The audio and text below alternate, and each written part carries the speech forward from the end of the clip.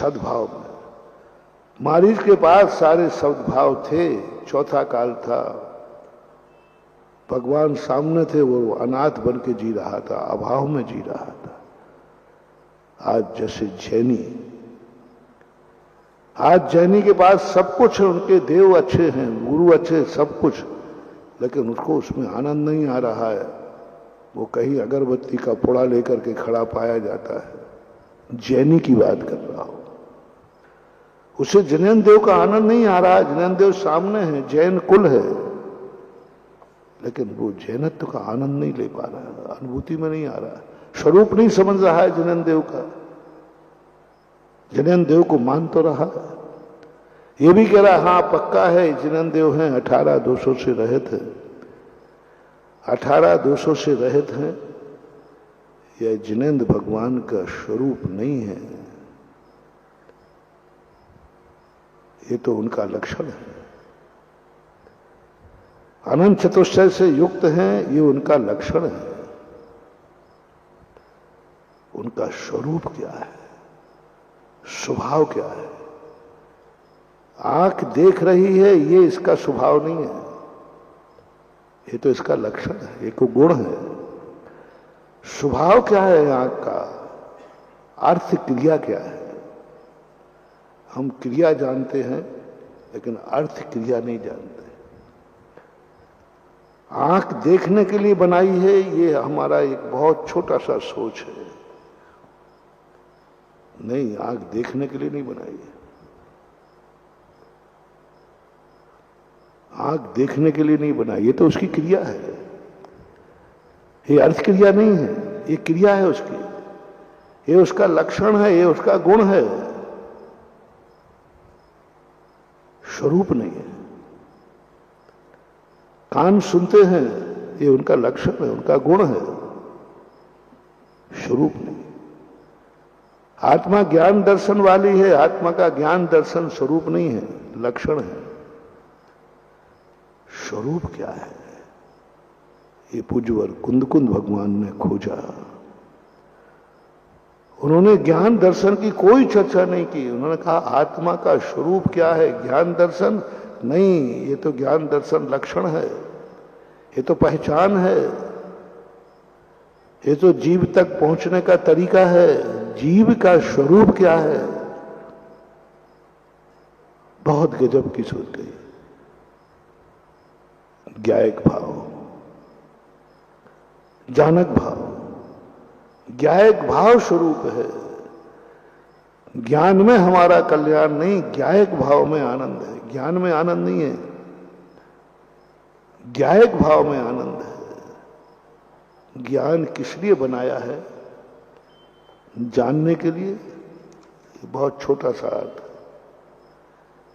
आंख किस लिए बनाई है? देखने के लिए, सीधा सा अर्थ है, ये तो बच्चा भी जानता है। आंख देखने के लिए नहीं बनाई है, ये तो लक्षण है। आंख बनाई है बचने के लिए और बचाने के लिए।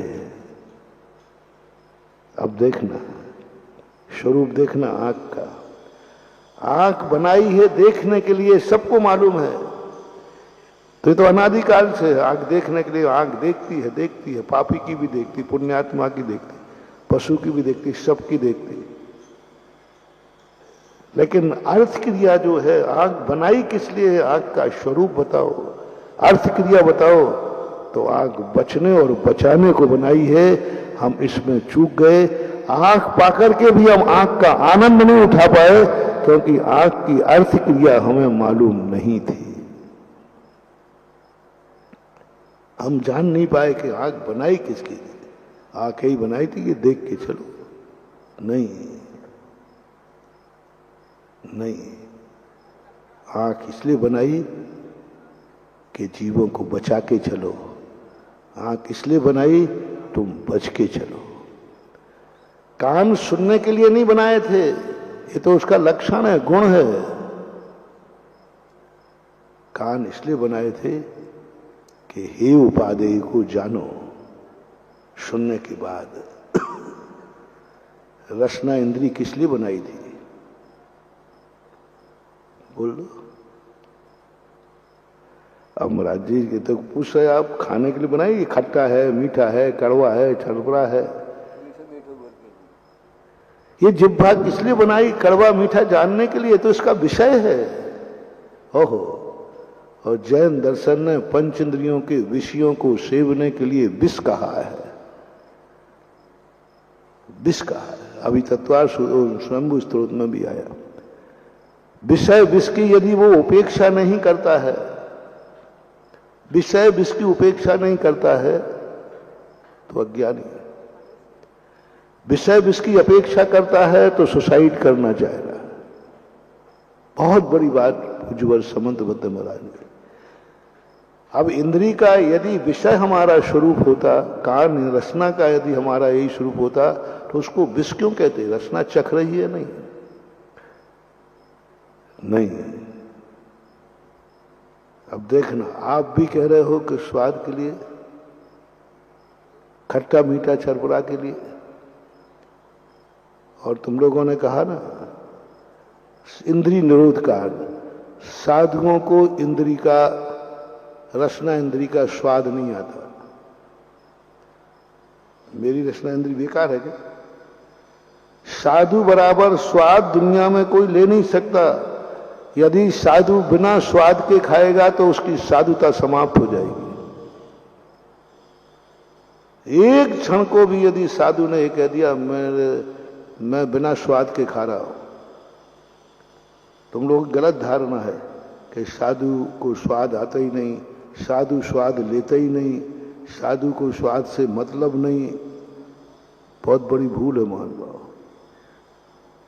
हम लोगों को इतना स्वाद लेता हूं, एक मिनट तुम तो खाते खाते टीवी देख रहे हो, हम तो इतने एकाग्र तन्मय होकर करते भोजन, इतने तन्मय होकर करते, इतने तन्मय होकर करते हैं।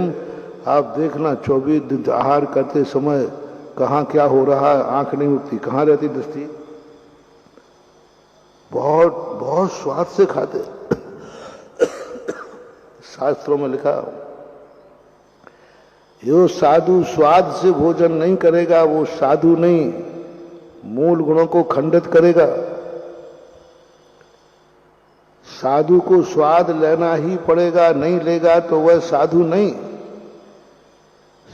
श्रावक बिना स्वाद के खा सकता है, साधु बिना स्वाद के नहीं खाता। पर अंतर बहुत है महानुभाव। हमें इसलिए स्वाद लेना है कि ये वस्तु किस स्वाद वाली है, हमारा त्याग कैसे पड़ेगा। हमने तो स्वाद पता ही नहीं, हमारा तो नमक का त्याग था, हमें तो स्वाद लेना नहीं, तो हमारा त्याग कैसे पड़ेगा। हम चरित रस कैसे मानेंगे? ये कि रस खाने योग्य नहीं है। ये कब पता चलेगा? जब हमारा उपयोग रसना इंद्री में होगा, जब हमारे में उपयोग होगा कि इसमें रस है और फलाना रस है, उसमें ऐसा स्वाद आ रहा है। जय हिंद दोस्तों, अगर आपको मेरी वीडियो अच्छी लगती है तो प्लीज़ मेरे चैनल को लाइक, शेयर, सब्सक्राइब करिए और इसी तरह से अपना प्यार देते रहिए। धन्यवाद।